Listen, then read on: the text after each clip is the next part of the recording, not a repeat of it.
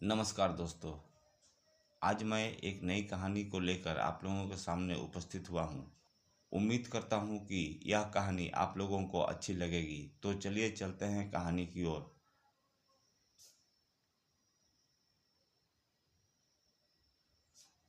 जादुई कालीन और दयालु लड़की।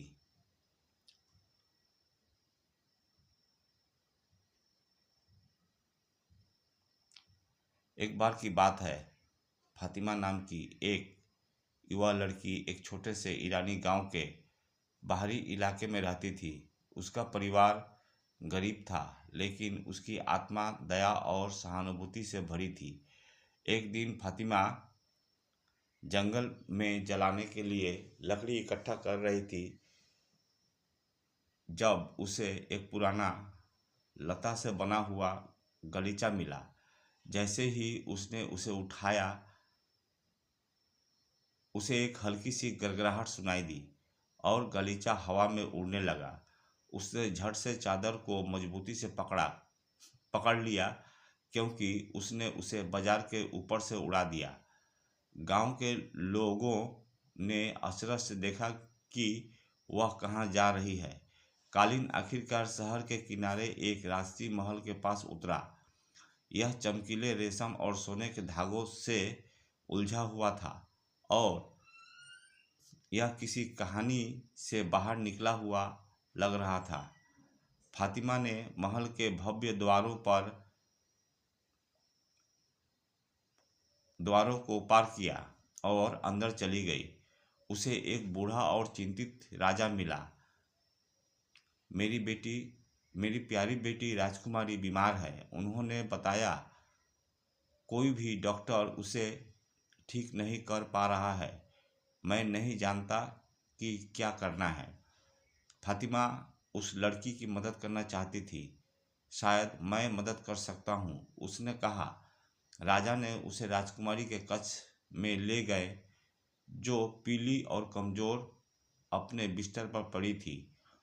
फातिमा उसके बगल में बैठ गई और उससे इस बारे में बात करना शुरू कर दिया कि गांव और उसके आसपास का जीवन कैसा है।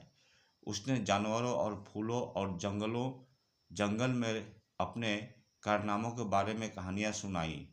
धीरे धीरे राजकुमारी के चेहरे पर एक मुस्कान